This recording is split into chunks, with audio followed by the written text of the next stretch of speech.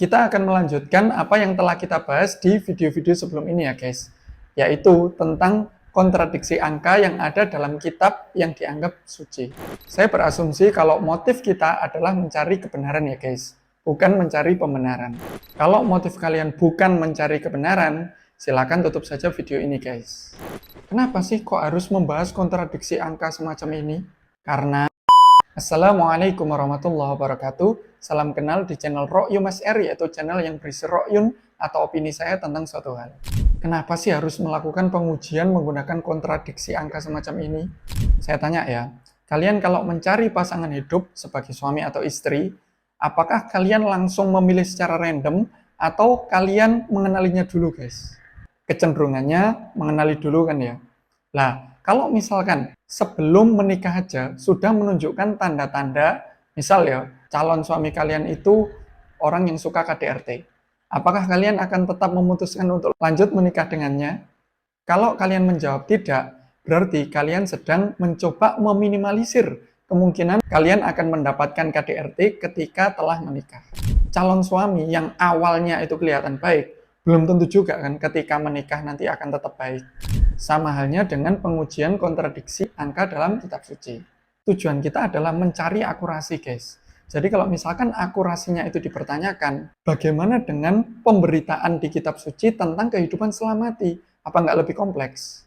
Oke guys, kita lanjut ke Alkitab di Injil Matius pasal 16 ayat 21 sampai Injil Matius pasal 17 ayat 1. Teman-teman silakan buka Alkitabnya masing-masing ya. Kita baca, nanti kita simpulkan di akhir. Pemberitahuan pertama tentang penderitaan Yesus dan syarat-syarat mengikut Dia. Sejak waktu itu, Yesus mulai menyatakan kepada murid-muridnya bahwa ia harus pergi ke Yerusalem dan menanggung banyak penderitaan dari pihak tua-tua, imam-imam kepala, dan ahli-ahli Taurat, lalu dibunuh dan dibangkitkan pada hari ketiga. Tetapi Petrus menarik Yesus ke samping dan menegur dia. Katanya, "Tuhan, kiranya Allah menjauhkan hal itu. Hal itu sekali-kali tak akan menimpa engkau." Maka Yesus berpaling dan berkata kepada Petrus, "Enyahlah iblis, engkau suatu batu sandungan bagiku, sebab engkau bukan memikirkan apa yang dipikirkan Allah, melainkan apa yang dipikirkan manusia." Lalu Yesus berkata kepada murid-muridnya, "Setiap orang yang mau mengikut aku, ia harus menyangkal dirinya, memikul salibnya, dan mengikut aku. Karena barang siapa mau menyelamatkan nyawanya, ia akan kehilangan nyawanya. Tetapi barang siapa kehilangan nyawanya karena aku, ia akan memperolehnya. Apa gunanya seorang memperoleh seluruh dunia tetapi kehilangan nyawanya? Dan apakah yang dapat diberikannya sebagai ganti nyawanya? Sebab anak manusia akan datang dalam kemuliaan Bapanya diiringi malaikat-malaikatnya. Pada waktu itu, ia akan membalas setiap orang menurut perbuatannya. Aku berkata kepadamu, sesungguhnya di antara orang yang hadir di sini, ada yang tidak akan mati sebelum mereka melihat anak manusia datang sebagai raja dalam kerajaannya." 6 hari kemudian, Yesus membawa Petrus, Yakobus, dan Yohanes saudaranya, dan bersama-sama dengan mereka ia naik ke sebuah gunung yang tinggi. Di situ mereka sendiri saja. Sekarang kita ke Injil Markus pasal 8 ayat 31 sampai Injil Markus pasal 9 ayat 2. Pemberitahuan pertama tentang penderitaan Yesus dan syarat-syarat mengikut Dia. Kemudian mulailah Yesus mengajarkan kepada mereka bahwa anak manusia harus menanggung banyak penderitaan dan ditolak oleh tua-tua, imam-imam kepala, dan ahli-ahli Taurat, lalu dibunuh dan bangkit sesudah 3 hari. Hal ini dikatakannya dengan terus terang. Tetapi Petrus menarik Yesus ke samping dan menegur dia. Maka berpalinglah Yesus dan sambil memandang murid-muridnya, ia memarahi Petrus. Katanya, "Enyahlah iblis, sebab engkau bukan memikirkan apa yang dipikirkan Allah, melainkan apa yang dipikirkan manusia." Lalu Yesus memanggil orang banyak dan murid-muridnya dan berkata kepada mereka, "Setiap orang yang mau mengikut aku, ia harus menyangkal dirinya, memikul salibnya, dan mengikut aku. Karena siapa yang mau menyelamatkan nyawanya, ia akan kehilangan nyawanya. Tetapi barang siapa kehilangan nyawanya karena aku dan karena Injil, ia akan menyelamatkannya. Apa gunanya seorang memperoleh seluruh dunia, tetapi ia kehilangan nyawanya? Karena apakah yang dapat diberikannya sebagai ganti nyawanya? Sebab barang siapa malu karena aku dan karena perkataanku di tengah-tengah angkatan yang tidak setia dan berdosa ini, anak manusia pun akan malu karena orang itu apabila ia datang kelak dalam kemuliaan Bapanya diiringi malaikat-malaikat kudus." Katanya lagi kepada mereka, "Aku berkata kepadamu, Sesungguhnya di antara orang yang hadir di sini ada yang tidak akan mati sebelum mereka melihat bahwa kerajaan Allah telah datang dengan kuasa. Yesus dimuliakan di atas gunung. 6 hari kemudian, Yesus membawa Petrus, Yakobus, dan Yohanes, dan bersama-sama dengan mereka ia naik ke sebuah gunung yang tinggi. Di situ mereka sendirian saja. Lalu Yesus berubah rupa di depan mata mereka.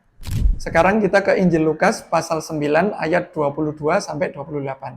Pemberitahuan pertama tentang penderitaan Yesus dan syarat-syarat mengikut Dia. Dan Yesus berkata, Anak manusia harus menanggung banyak penderitaan dan ditolak oleh tua-tua, imam-imam kepala, dan ahli-ahli Taurat, lalu dibunuh dan dibangkitkan pada hari ketiga. Katanya kepada mereka semua, setiap orang yang mau mengikut aku, ia harus menyangkal dirinya, memikul salibnya setiap hari, dan mengikut aku. Karena barang siapa mau menyelamatkan nyawanya, ia akan kehilangan nyawanya. Tetapi barang siapa kehilangan nyawanya karena aku, ia akan menyelamatkannya. Apa gunanya seorang memperoleh seluruh dunia, tetapi ia membinasakan atau merugikan dirinya sendiri? Sebab barang siapa malu karena aku dan karena perkataanku, anak manusia juga akan malu karena orang itu. Apabila ia datang kelak dalam kemuliaannya dan dalam kemuliaan Bapa dan malaikat-malaikat kudus. Aku berkata kepadamu, sesungguhnya di antara orang yang hadir di sini ada yang tidak akan mati sebelum mereka melihat kerajaan Allah. Yesus dimuliakan di atas gunung. Kira-kira 8 hari sesudah segala pengajaran itu, Yesus membawa Petrus, Yohanes, dan Yakobus lalu naik ke atas gunung untuk berdoa. Oke guys, setelah melakukan pembacaan tadi, bisa kita simpulkan kalau Yesus kan memberitahukan kepada murid-murid beliau untuk kali pertama tentang penderitaan beliau dan syarat-syarat untuk mengikut beliau. Dan 6 hari setelah itu, menurut Injil Matius pasal 17 ayat 1 dan Injil Markus pasal 9 ayat 2, Yesus membawa Petrus, Yakobus, dan Yohanes naik ke gunung yang tinggi.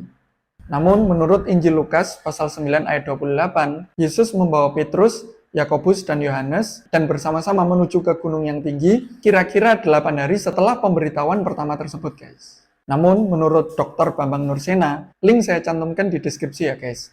6 hari yang dimaksud tersebut itu adalah perjalanan dari Kaisaria Filipi yang disebutkan dalam Injil Matius pasal 16 ayat 13 ke Tabor sebagaimana dijelaskan oleh Dr. Bambang di video beliau. Intinya penjelasan beliau itu kan perjalanan dari Kaisaria Filipi ke Tabor itu tadi membutuhkan waktu 6 hari dengan jalan yang berbeda dan lain sebagainya lah. Masuk akal sih penjelasan beliau. Cuman kekurangannya satu guys. Nggak sama dengan apa yang tertulis di Alkitab. Di Alkitab jelas tertulis 6 hari kemudian. 6 hari kemudian setelah apa? Nggak disebutkan. Berarti kita asumsikan 6 hari setelah konteks ayat sebelumnya. Jika di antara kalian ada yang memiliki penjelasan logis, bisa tulis di kolom komentar ya guys. Apakah Al-Quran tidak memiliki kontradiksi angka semacam itu? Kita lihat Quran surat Ali Imran surat ketiga ayat 45. Dalam kurung, ingatlah ketika malaikat dalam kurung Jibril berkata, Wahai Maryam, sesungguhnya Allah menyampaikan kabar gembira kepadamu tentang dalam kurung kelahiran anak yang diciptakan dengan kalimat darinya, namanya Isa Al-Masih putra Maryam, seorang terkemuka di dunia dan di akhirat, serta termasuk orang-orang yang didekatkan dalam kurung kepada Allah. Sekarang kita lihat Quran surat Maryam surat ke-19 ayat 16-19. Ceritakanlah dalam kurung Nabi Muhammad kisah Maryam di dalam kitab dalam kurung Al-Quran dalam kurung yaitu ketika dia mengasingkan diri dari keluarganya ke suatu tempat di sebelah timur dalam kurung Baitul Maqdis. Dia dalam kurung Maryam memasang tabir dalam kurung yang melindunginya dari mereka. Lalu kami mengutus roh kami dalam kurung Jibril kepadanya. Kemudian dia menampakkan diri di hadapannya dalam bentuk manusia yang sempurna. Dia dalam kurung Maryam berkata dalam kurung kepadanya, sesungguhnya aku berlindung kepada Tuhan yang Maha Pengasih darimu dalam kurung untuk berbuat jahat kepadaku jika kamu seorang yang bertakwa. Dia dalam kurung Jibril berkata, sesungguhnya aku hanyalah utusan Tuhanmu untuk memberikan anugerah seorang anak laki-laki yang suci kepadamu. Oke guys, setelah pembacaan tadi, kita bisa melihat bahwa yang disebutkan di surat Ali Imran, surat ketiga ayat 45, yang berkata ke Maryam itu adalah malaikat dalam kurung Jibril. Tapi kalau teman-teman melihat teks aslinya, itu adalah al-malaikatu. Al-malaikatu itu adalah bentuk spesifiknya ya. Kalau bentuk yang tidak spesifik itu malaikatun. Dan malaikatun itu adalah bentuk jamak dari malakun. Sedangkan di Quran surat Maryam surat ke-19 ayat 16-19 yang ngomong ke Maryam itu adalah satu malaikat saja. Bagaimana dengan ayat-ayat ini? Bukankah ini juga kontradiksi angka? Coba kalian tuliskan pendapat kalian di kolom komentar ya guys. Dan tentu akan kita lanjutkan di konten-konten berikutnya ya guys. Salamun ala man ittaba'al huda.